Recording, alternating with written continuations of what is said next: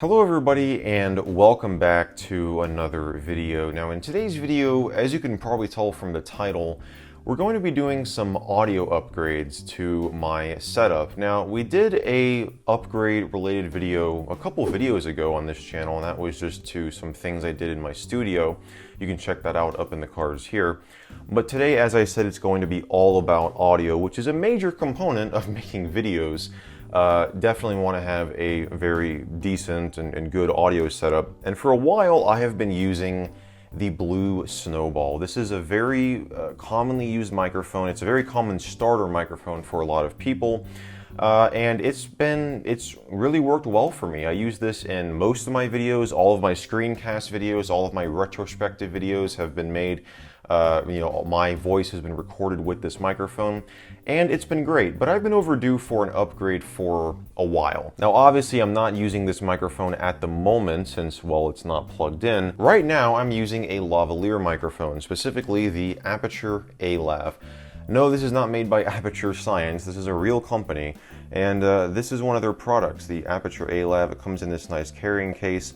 I've used this on and off in a couple of videos, but the preamp on my camera is god-awful, and it makes the audio sound terrible.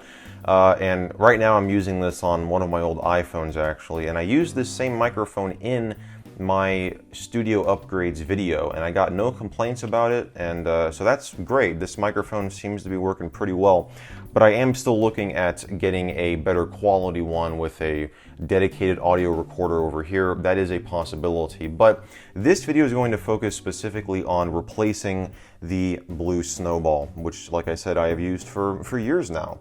And what are we going to replace that with? Well, I have been wanting to go XLR for a little bit now, and that's what we've done. So here's an XLR cable right here.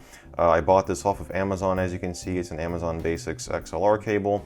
And yes, I have never owned an XLR microphone before, but it's obviously, if you're in any way serious about audio, you're going to want to go with an XLR microphone because it's just going to provide far better sound quality than a USB microphone ever can. And that's obviously very important. So I've never owned an XLR microphone before, though I have worked with them all the time at one of my previous jobs. I worked in a live production environment, so I saw these cables everywhere. I've made these cables before, I've soldered the ends, but I've never owned one personally before. I've never owned a XLR microphone myself, but that all changes today. So what microphone did I get? Well, I went with the ever popular Audio-Technica AT2020, another extremely popular microphone.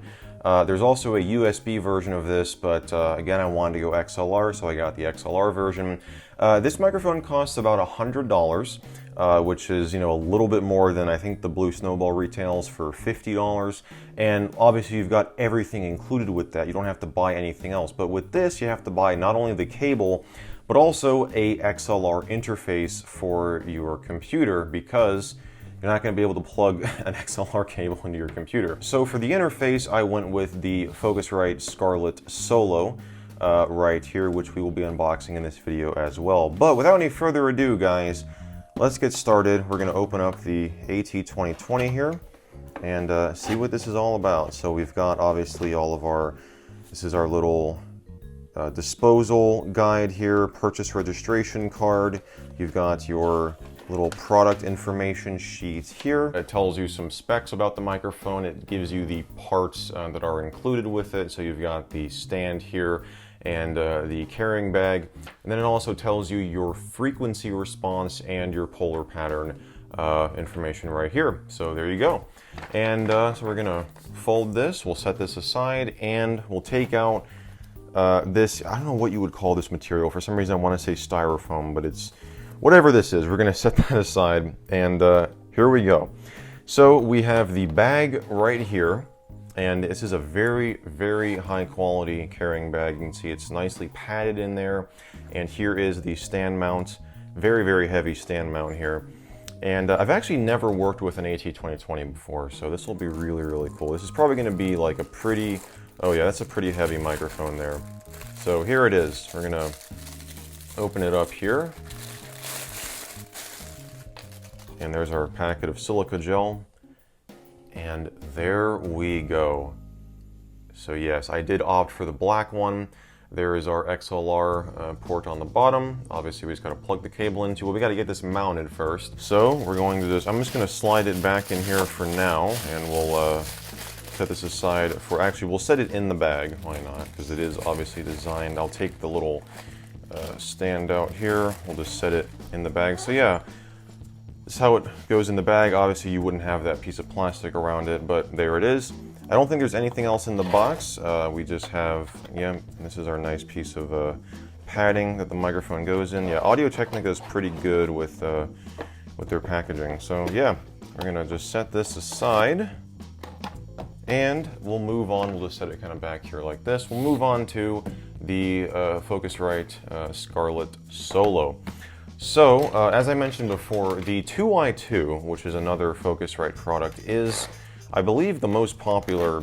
It's like the top seller on Amazon right now. So when I was looking at interfaces, I've seen a lot of YouTubers using a Focusrite interface, and I was deciding between the Scarlett Solo and the Scarlett 2i2, because the Scarlett 2i2 comes with a second XLR port. Now the Scarlett Solo here, you can see it says 2 in, 2 out. It does have 2 inputs, but one of them is an XLR input and the other one is a 1/4 inch input, which you obviously, I mean, I couldn't use that with, you know, this cable here.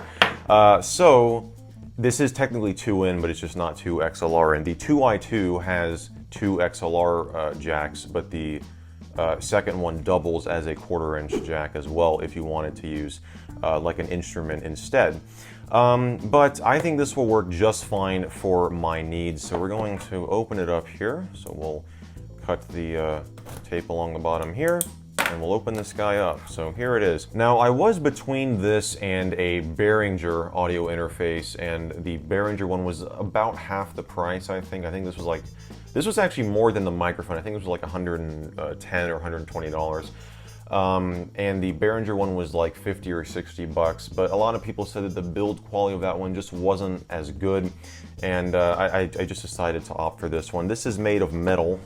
If I take this out here, this is, yeah, made of metal. It's just a much better build quality.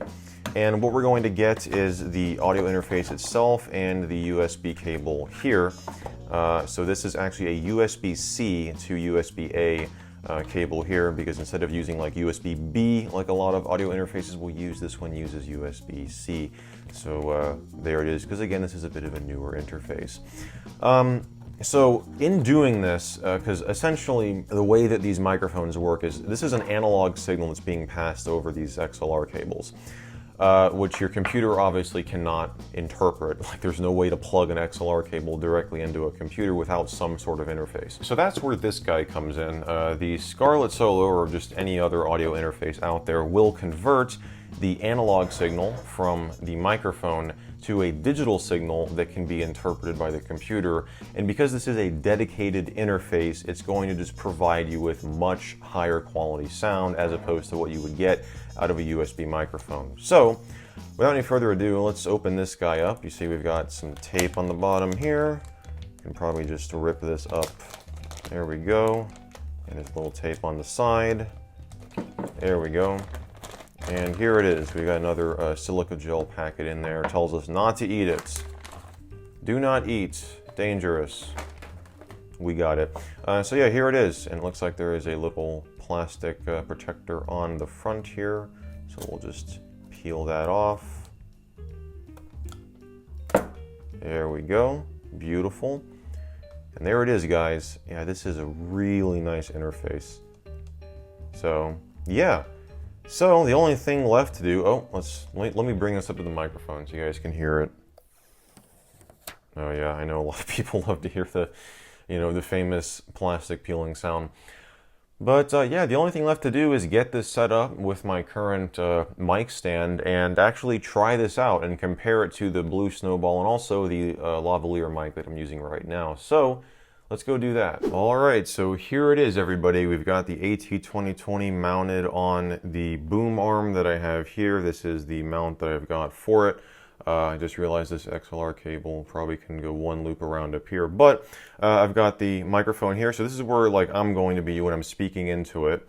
But the XLR cable runs along it, down it, and then, yeah, I got to kind of redo this a little bit. But it runs over here. I've got the Focusrite 2i2, or not 2i2, the Focusrite Scarlett Solo set up right next to my router here. And we've got phantom power on, which means if I, tap on the microphone, you'll see that it will light up here, and that's very nice. Like, I'll go over here and like I'm talking into the mic right now, and yeah, it just indicates to you whenever it's detecting audio, and you can change this. What was really nice is when I plug this in, let me see if I can pull it back up here.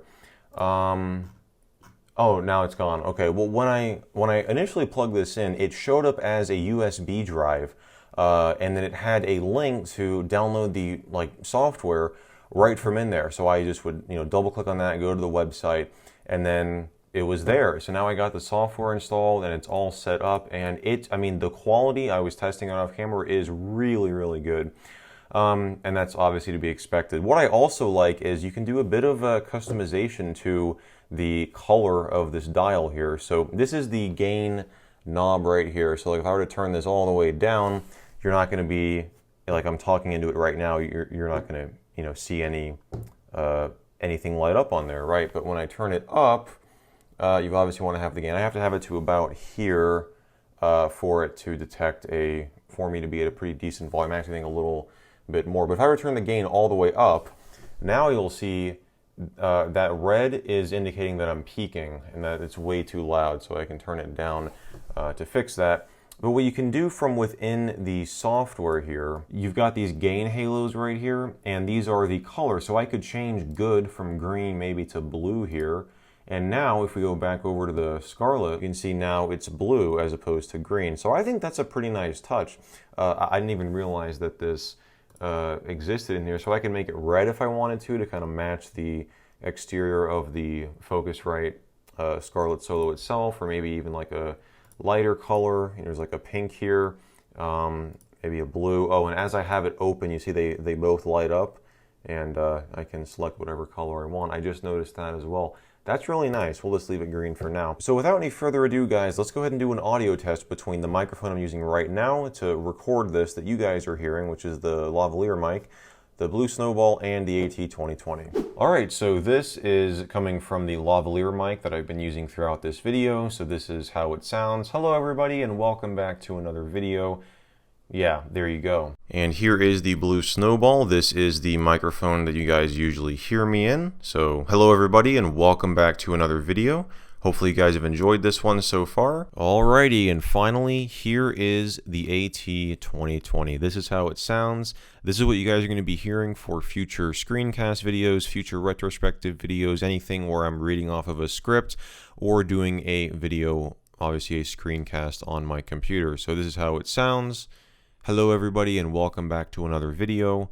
Yeah, pretty awesome. Alright everybody, so there you have it. That's a brief little sound comparison between the three microphones, and I am just really excited for this, guys. I think this microphone is going to really improve the quality of my videos, and hopefully you guys will notice that difference in future videos. I am looking into getting a new camera as well. I was actually using my phone to record this video, so let me know what you guys think of that. I honestly think that my iPhone, I have an iPhone 11, I think in certain scenarios it provides a much better video quality than the camera that I currently use, which is a Canon Vixia camcorder. I've had it for about 5 years now, and yes, I'm definitely overdue for an upgrade because I've had a lot of issues with that camera, mainly in low light settings. It just does not really perform well at all. So I'm currently looking into a couple models, deciding what kind of form factor that I want to get. And yeah, if you guys have any suggestions, be sure to leave those down in the comments. I definitely would appreciate that.